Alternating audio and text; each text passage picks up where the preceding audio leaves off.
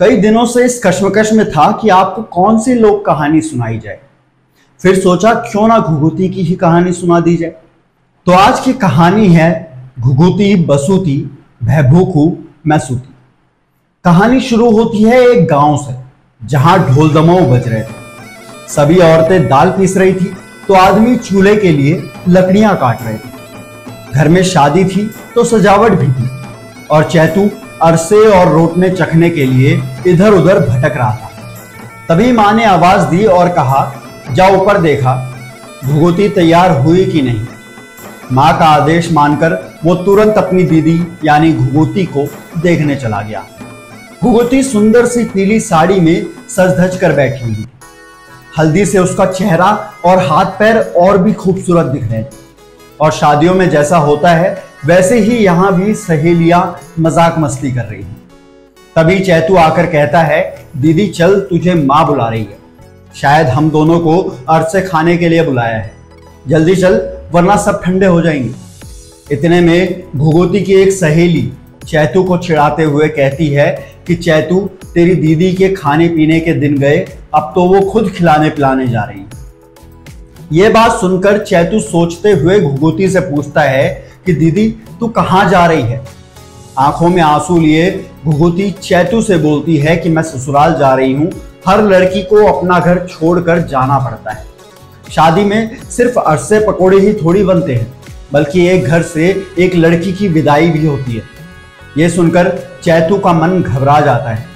आखिर उसकी दीदी भी तो उसकी मां जैसी थी। चैतू पूछता है, दीदी फिर तू कब आएगी वापस। यह सुनकर घुघुती बिलख बिलख कर रो पड़ती है। कहती है कि जब सुंदर सुंदर फूल खिलेंगे और हर जगह खुशियों का माहौल होगा, उस चैत के महीने में मैं वापस तुझसे मिलने आऊंगी।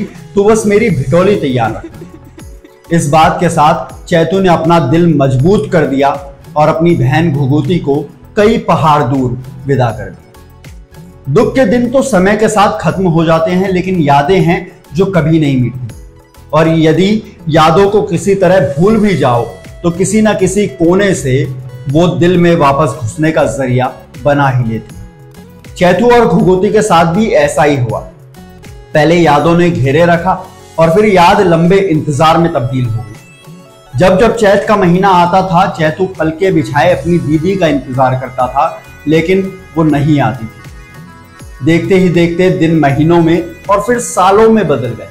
ससुराल में घुघुती के सामने वो काम पड़े थे जो कभी खत्म ही नहीं होते। या यूं भी कह सकते हैं कि वो एक ऐसे चक्रव्यूह में फंस गई थी जिसे भेद पाना उसके लिए असंभव हो गया था। जब भी वो ससुराल की लड़कियों को मायके जाते हुए देखती तो उसे भी घर की बहुत याद आती। लेकिन पहाड़ी औरतों पर मन की करना जैसी बात कहां लागू होती। इसलिए घुघुती मन मारकर बैठ जाती थी और बाकी लड़कियों की लाई हुई भिटोली को चखकर ही संतोष कर लेती थी। समय के साथ चैतू भी बड़ा हो गया और घुघुती से मिलने के लिए उसकी ललक अब जिद में बदल गई थी। तब इतने सालों के बाद भी घुघुती मायके नहीं आई तो चैतू ने ठान लिया कि अब कुछ भी हो जाए वो खुद अपनी दीदी से मिलने जाएगा। लेकिन उसकी मां ने उसे रोका और समझाया। कहा कि घुघुती का ससुराल बहुत दूर है, कई दिन पैदल चलना पड़ेगा। चैतू फिर भी अपनी जिद पर अड़ा रहा। आखिर में मां मान तो गई, लेकिन एक शर्त पर। वो अपने बेटे से कहती है कि दीदी से मिलकर तुरंत आ जाना।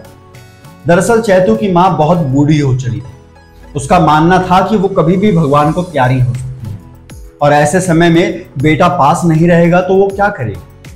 अगले दिन मां उसे रोटी पानी और बबूत देती है ताकि उसका बेटा जंगल में कहीं छल ना जाए।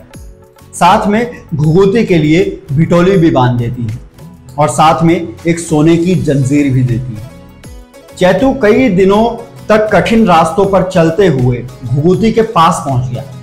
वो खुश हो रहा था और सोच रहा था कि दीदी से मिलके क्या कहेगा। वो पहचान तो जाएगी, खुश तो होगी मुझे देखी। इन ख्यालों में खोया हुआ चैतू आखिरकार घुघुती के घर पहुंच ही जाता है। लेकिन ये क्या, वहां जाकर वो देखता है कि उसकी दीदी सोई हुई थी। उसके मन में कई बार आया कि वो घुघुती को उठा दे, लेकिन वो धर्म संकट में था।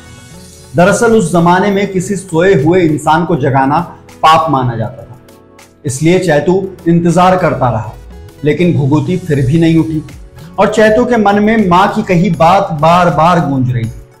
आखिरकार थक हार कर चैतू ने घुघुती के गले में सोने की जंजीर डाल दी और कमरे की एक कील पर भिटौली टांग दी। फिर वो वहां से एक चिट्ठी लिख गांव की ओर चल पड़ा। घुघुती की नींद खुली और उसका ध्यान सोने की जंजीर पर गया। वो सकपका गई। फिर उसने भिटोली देखी और चैतू की चिट्ठी पढ़ी और फूट फूट कर रोने लगी कि उसका भाई भूखा प्यासा उसके पास आया और वो सोती रही। उसने खुद को बहुत कोसा। रोते रोते कहने लगी, मैं घुघुती, भय भूखू, मैं सूती। यानी मैं घुघुती, भाई भूखा और मैं सूती। घुघुती ने रो रो कर अपना दम तोड़ दिया। कुछ नहीं बचा था सिवाय घुघुती के आखिरी शब्दों के, वो शब्द जिन्हें पहाड़ों ने संजो कर रख लिया। हाँ, वही शब्द, घुघुती, भय भूखू, मैं सूती। कहते हैं मरने के बाद घुघुती हमारी प्यारी चिड़िया बन गई, जिसे हम घुघुती के नाम से जानते हैं और जिसे देखकर मायके की याद आ जाती है।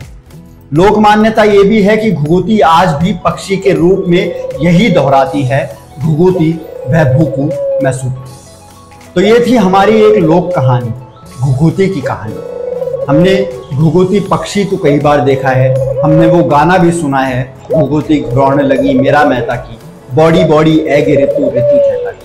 लेकिन इस घुघुती की कहानी क्या है ये जानना भी शायद आपके लिए जरूरी था, इसलिए हम आपके लिए ये स्पेशल वीडियो लेके आए। ऐसी ही और लोक कहानियां और उत्तराखंड मिस्ट्रीज हम आपके सामने लेके आएंगे सिर्फ उत्तराखंड मिस्ट्रीज चैनल पर। तो तब तक के लिए हमारे चैनल को सब्सक्राइब कीजिए, लाइक कीजिए और देखते रहिए उत्तराखंड मिस्ट्रीज। मैं रोहित पटवाल, धन्यवाद।